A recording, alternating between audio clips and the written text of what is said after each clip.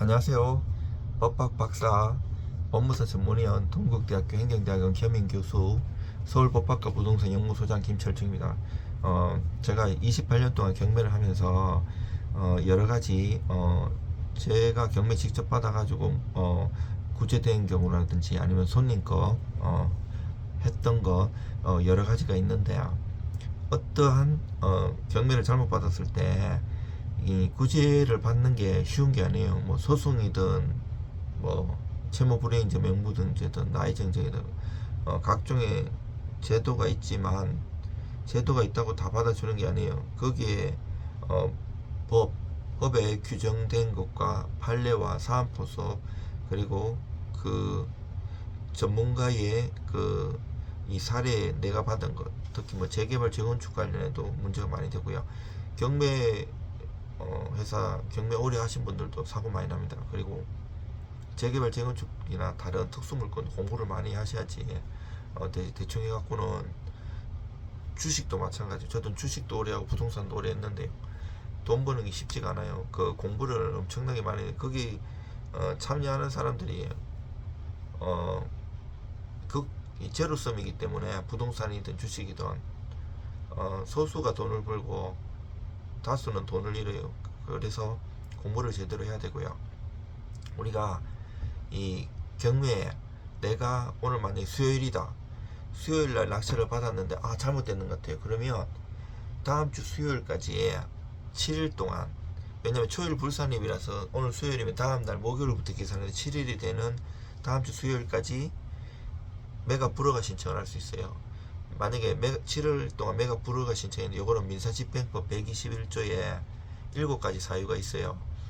7가지 사유가 있는데, 뭐 경매 능력이 없다든지 자격이 잘못됐다든지 강제 집행을 허가할 수 없다는 1호고, 아까 최고가 매수 신고인이 부동산을 매수할 능력이나 자격이 없는 게 2호고요.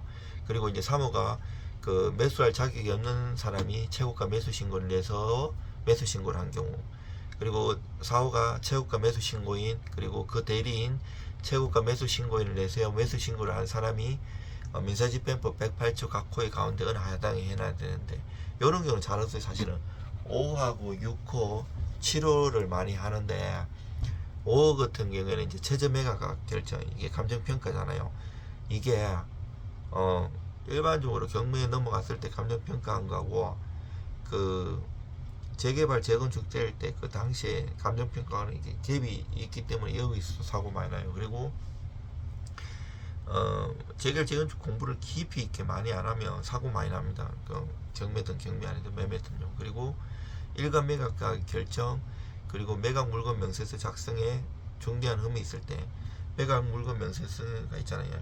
현장조사 확인서도 있고 비굴안에 이렇게 써놓는 것도, 써야 할 것을 안 썼다든지 이런 것도 중요하고요.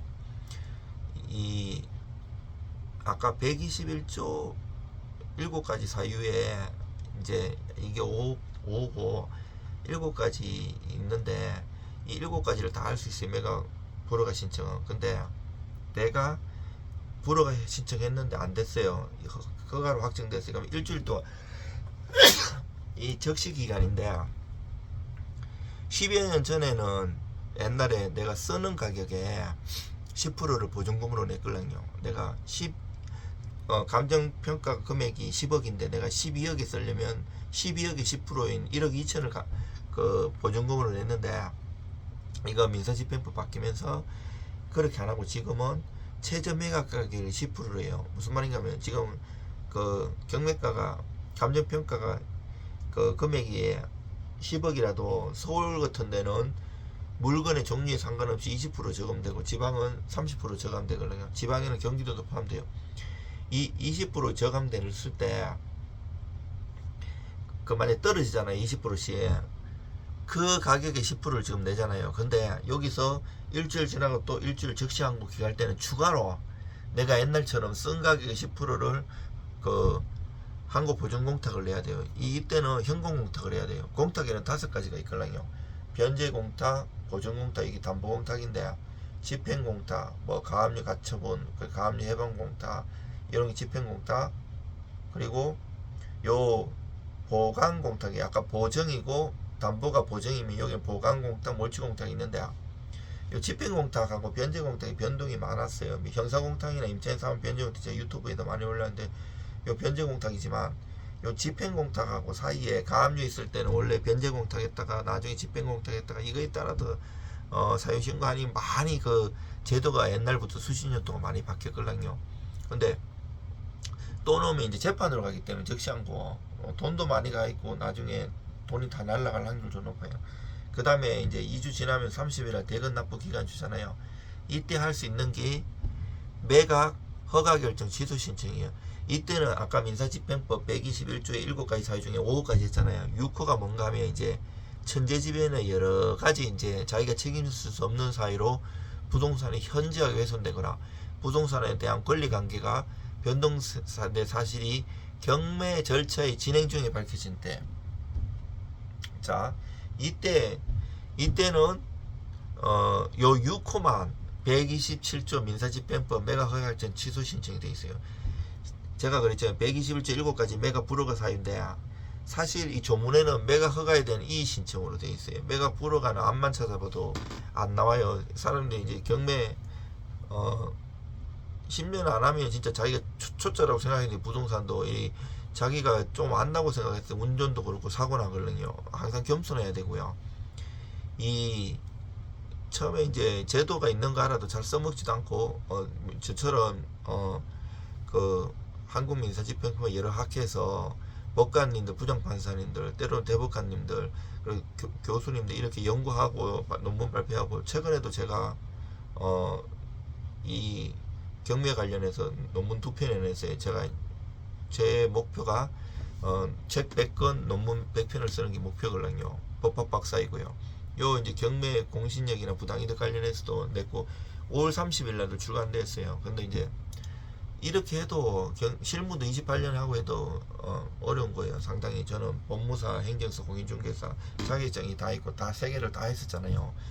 근데 이제 그리고 6호가 그거고 7호가 경매 절차에 그 밖에 중대한 잘못이 있는 경우인데 요 5, 6호, 7호 하는데 매각 불허가 신청 때 승부를 걸어야 돼요. 여기서 안 됐으면 나중에 6호밖에 안 되는데 잘못해갖고 5호나 물론 트집을 잡을 때 하자를 잡을 때 그럴듯하게 포섭할 수는 있는데 쉽지가 않아요. 그게 이제 우리나라는 판례도 많지가 않아요. 안 된 거는 되게 많지만 되는 게 몇 개 안 되고 그 다른 나라는 일본이나 다른 우리는 대륙백제잖아요. 독일하고 이래서 경매 제도가 여러 가지 좀 비슷하고 다른 게 있는데 우리나라 같은 데는 이제 경매 그 돈이 묶이니까 소송까지 안 가고 보통 경매 법원 자체에서 불복이 있으면 소송 안 가고 거기서 해보고 안 되면 또 다른 물건을 잡고 이런 경향이 있어요.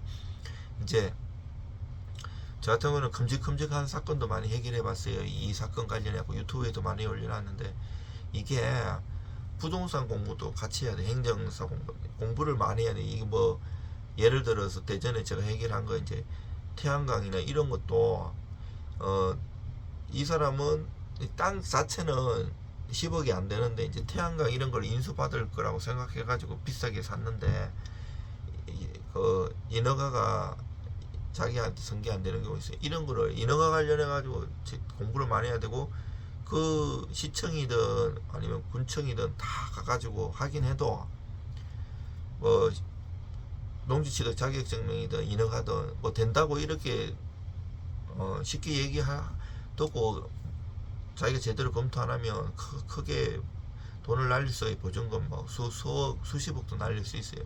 그래서 항상 조심해야 되고요.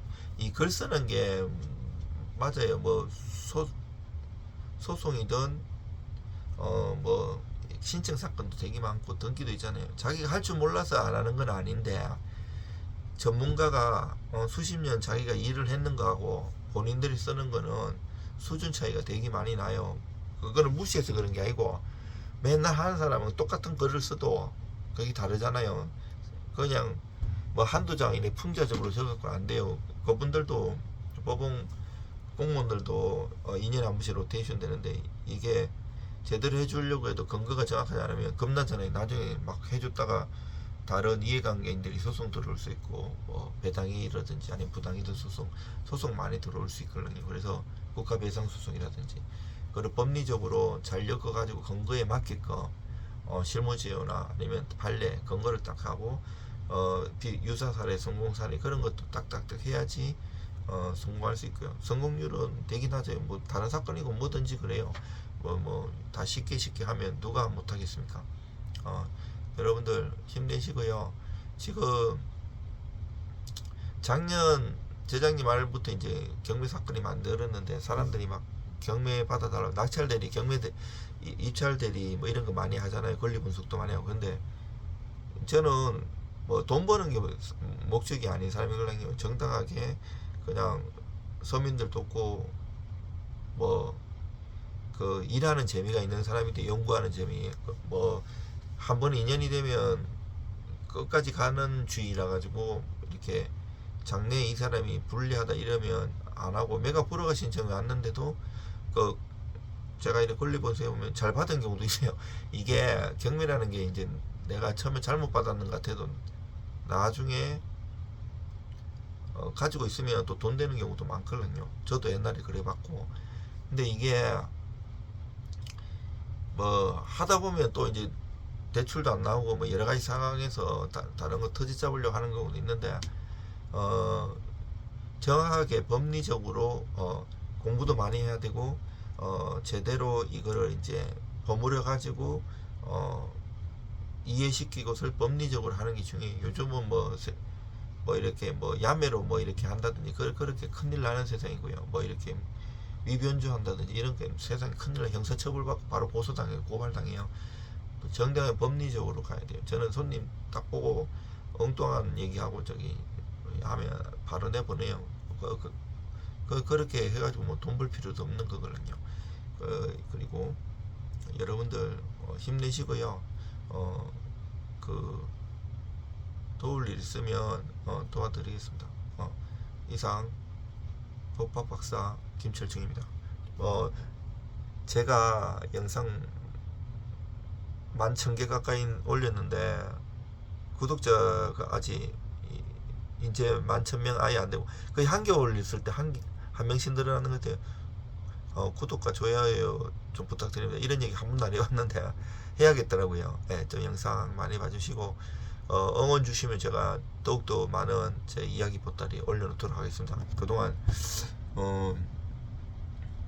학교에서 가르치기도 하고 제가 배우기도 하고 박사 따도 또 여러 가지 공부도 하고 해가지고 바빴는데 이제 좀 자주 새로운 것도 많이 올리겠습니다. 응원 많이 주세요.